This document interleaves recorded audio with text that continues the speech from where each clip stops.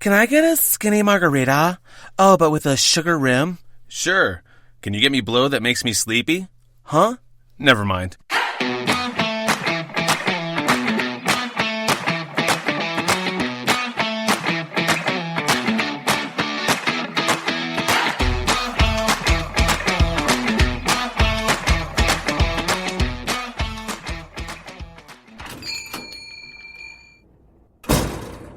What can I get you? Drunk? Welcome to episode 17 of Behind Bars, Cocktails, and Wasted Nights. I'm your host, Greg. I've been working as a bartender for over 20 years, and over those years, I've seen a lot. My goal here is to share some of those high and low lights with you. Quick warning, this podcast contains sex, drugs, and some language that isn't suitable for anyone under 21 years of age, so you gotta have some ID. Before we get started, you'll need a drink. For this one, I recommend the Garibaldi, because that's the last thing I remember drinking in New Orleans at the 2019 Tales of the Cocktail event. This one's easy. You'll need Campari and OJ, preferably fresh squeezed, as store-bought juice won't give you the signature frothy head this drink is known for. Head. Frothy. No, seriously, the frothy part absolutely makes the drink. So, pour 1.5 ounces of Campari and 2 ounces of orange juice into a blender, or if you don't feel like it, into a cocktail shaker. Spin that shit up until you get a good frothy mix, or take it for a spin with a hand whisker if you're using a tin. Once it's looking Orange Julius-y, pour that over ice in a Collins glass and enjoy. The drink is named after Giuseppe Garibaldi, a general who contributed to the unification of Italy back in 1871. The idea is that Campari comes from the north of Italy and oranges come from the south, hence the unification of the north and south occur right in your glass. The drink is an aperitivo or an aperitif and meant to be drunk before dinner. I'm always drunk before dinner. Buzzing! Oh, and speaking of Orange Julius, I was playing around with this recipe and added 3/4 ounce of half and half, which was delish. That's probably already a thing with the name and I could Google it, but I'd have to type shit, possibly confirm the suspicion that I didn't get to invent something, so gonna give the hard pass on that endeavor. And, as always, if you don't feel like doing any of that, or have any of that, a shot of El Jimador Silver Tequila and a key bump is always the smart play. By now, I know you guys have that in the house. Okay, on with the story. I never enter cocktail competitions. Ever. After my game show experience, my nerves are pretty much permanently frayed from enduring that kind of self-inflicted tension. Plus, I find them pretentious and embarrassing because you really shouldn't be that into bartending. At least I'm not. My cocktail competition is completing my entire shift, and each guest is an obstacle on that course. But in the summer of 2019, Avanti, the Denver juggernaut where I was currently working, had teamed up with New Amsterdam, who was our well vodka and gin, to award the creator of a winning gin cocktail with a trip to New Orleans to attend Tales of the Cocktail. This was a yearly Comic-Con of booze, filled with drunken bartenders and coctologists from all over the place. I decided I'd enter, because I love New Orleans and I hadn't been there in 19 fucking years. Now, my competitors were my coworkers, and these guys took it seriously, making crazy complicated infused simple syrups, shrubs, and adorning their creations with fresh garnishes and decorating their booths to the nines. I just made a drink. That's it. Basic minimal effort. I brought the shit over to my table, no tablecloth, zero presentation.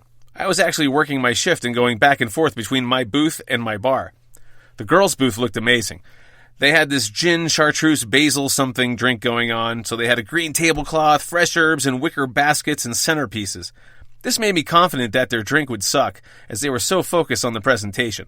Kind of like when you go to a Bon Jovi concert and there's a lot of attention paid to the lights and props setup, like too much. Then Lee, an actual badass creative mixologist type, made some shit so complex I can't even remember it. But his syrups and shrubs alone made me embarrassed about my drink. For some reason there was a Timberland work boot involved in his booze theater. I don't know why. It's all fuzzy. My drink was simple. 1 ounce of New Amsterdam gin, 3/4 ounce of Saint Germain, a half ounce of fresh lime, and 2 ounces of fresh grapefruit juice.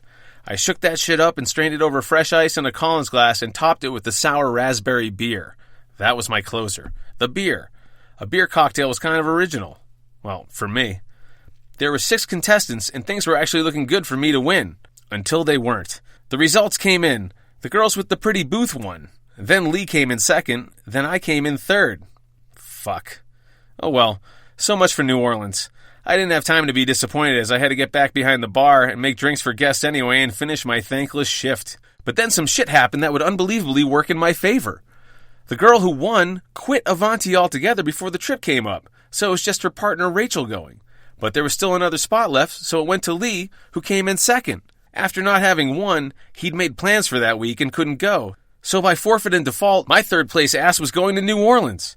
It can pay to be mediocre. This was gonna be amazing. Drunken, degenerate bartenders like me, all being pampered and wooed by liquor brands in hopes we'd recommend their products while behind our bars stumbling around the French Quarter. Of course, the first order of business was getting drugs to my hotel. I'm terrified of flying with shit, despite the fact that I always go through security with my metal pill case, which could easily hold an 8-ball, and they never ask me to open it. Obviously, I wouldn't have it on my person because I just wanted peace of mind while I was on the plane, so FedEx it would be. I spitballed a bunch of ways to mail it before settling on this gem. I would crush up all the Molly flat and tape it to a page in the middle of a book and next day air that. Brilliant! There's this great place I go to every week to make copies of answer sheets for my trivia game I host at the bar. They also ship shit. It's a local business, which I like to support, and it's cheaper than FedEx Kinko's, and the guys that work there are cool as fuck. After going there every week for 3 years, we'd gotten to know each other, and because of that familiarity, I realized I'd made a huge mistake. I taped my Molly inside the book, but the mistake was the book. The book I chose to overnight to my hotel was my own. It was a bucket list thing for me. I wrote a book called This Comic Kills, Confessions of a Hack Comedian, available on Amazon, BT dubs. It's about a touring stand-up comic who moonlights as a serial killer, but I digress. I was trying to slide the book inside a cardboard FedEx envelope when the owner of the business saw my picture on the cover, obviously I'm a narcissist, with my name as the author, and grabbed it out of my hand and held the book aloft like Mufasa holding Simba atop Pride Rock, completely blown away. "You wrote a book, dude? Wow," he said, and before I could say anything, he did the how many pages flip through, and all I could think about was my highly illegal 2-gram bookmark of malls taped inside the chapter where the main character murders a pharmacist for taking too long filling a prescription would stay open, revealing the brown crystally goodness in all its glory. Fuck! My mouth went dry. Sweat began to bead, as in slow motion, each page fluttered past his thumb like playing cards on bicycle spokes. As luck would have it, nothing untoward was revealed in the casual inspection. 300 pages. Nice, he said. It's 333, but I wasn't going to correct him. Thanks. For a first novel, it's a solid C+, I said, honestly rating my final product. Seriously, it's really pretty okay. I'm not at all unhappy with it. I mean, there's some typos at the beginning, but I can totally live with them. Uploading to Amazon's book infrastructure isn't just transferring a Word doc.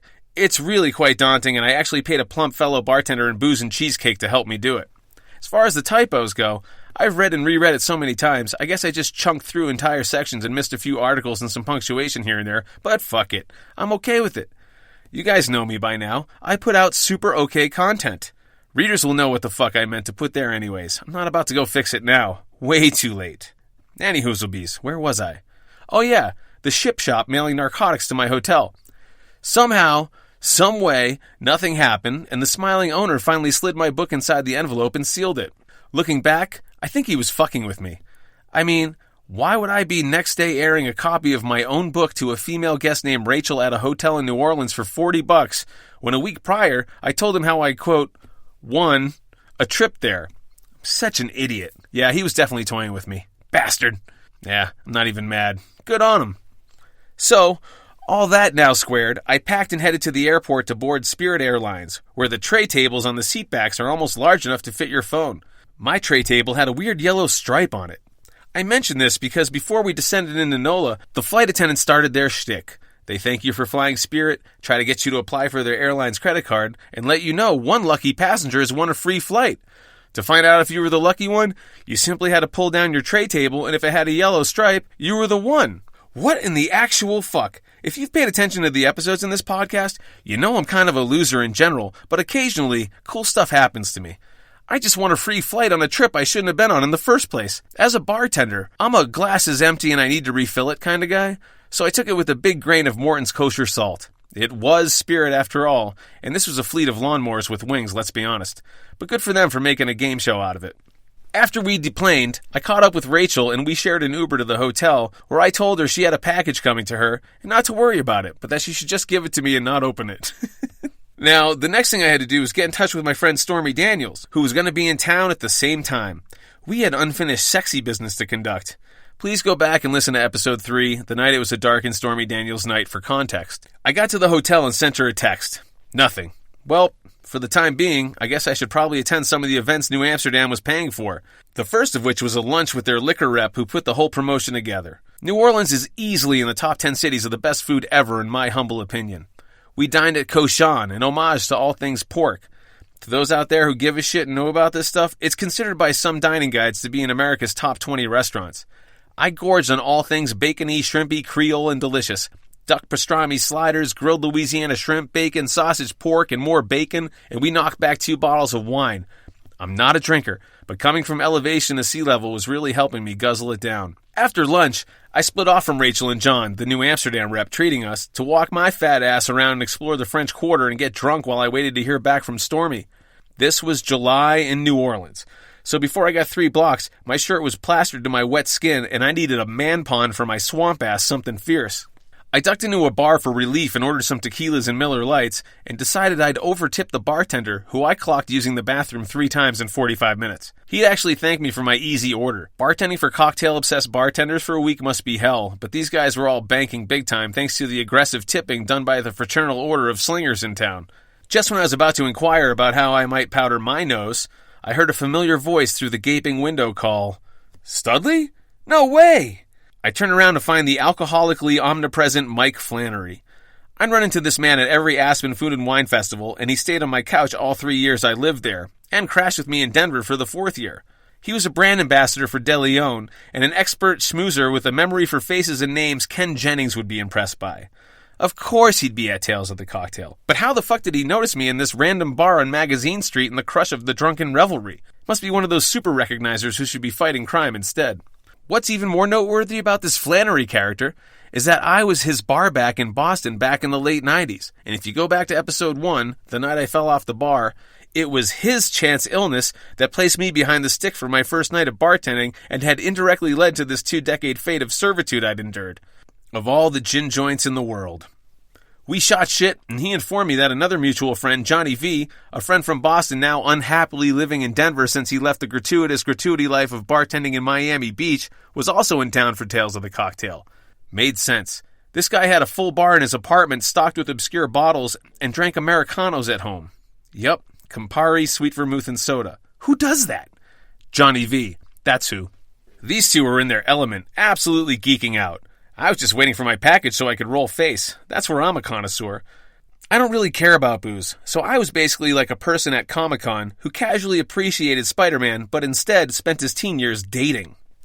Of course, Flannery had 7 people to meet at 4 presentations, and he had to take off, but we made a date to get 5 of his friends together, including our friend Johnny V, for dinner at Pesh, which turned out to be one of the greatest restaurants I'd ever been to, and which financially resulted in me eating Subway and pizza slices for the rest of the trip. By the time he left, I looked up and the cool bartender was gone. Not just for another bathroom toot, like punched out. Fuck. Now it was an older slinger behind the stick who clearly looked more like a player of shuffleboard than a dabbler in the devil's dandruff. Fucking Flannery. Oh! Why didn't I just send myself the Precious too? Damn. I chugged my water, braced myself for the heat, and re-soaked my clothes on the walk back to the hotel. Once I got back, I ran into Sean, Rachel's boyfriend, who was in town from Connecticut. We'd worked together for a couple years at Avanti in Denver, and he was also a booze nerd in his glory. "Yo, what's up, man?" he said. "How's it going, Sean?" "Hey, I heard you have a package coming for Rachel," he said. God damn it. This is the one problem with people knowing me. They can figure it out. Now he was going to want some of what I had the foresight to send to myself, and I was going to have to share. I was basically a 4th grader trying to secretly open a Kit Kat wrapper in class. Everyone hears the crinkle and wants a piece. "Yup, it'll be here tomorrow," I admitted. "I'll catch up with you later, buddy," and headed up to my room for a shower and a disco nap. At Pesh, this semi-swanky newish wood-fire grill, Johnny V, Flannery, myself, and a group of strangers I pretended to like ate like kings. We all ordered share plates and indulged in an orgy of food. Hush puppies, catfish, chicken, pork, lamb, steak tartare, Gulf shrimp, several bottles of grower champagne, which is champagne bottled and produced by the people who grow the grapes. Credit Johnny V on that one. Gumbo, and the piece de resistance, a tuna collar.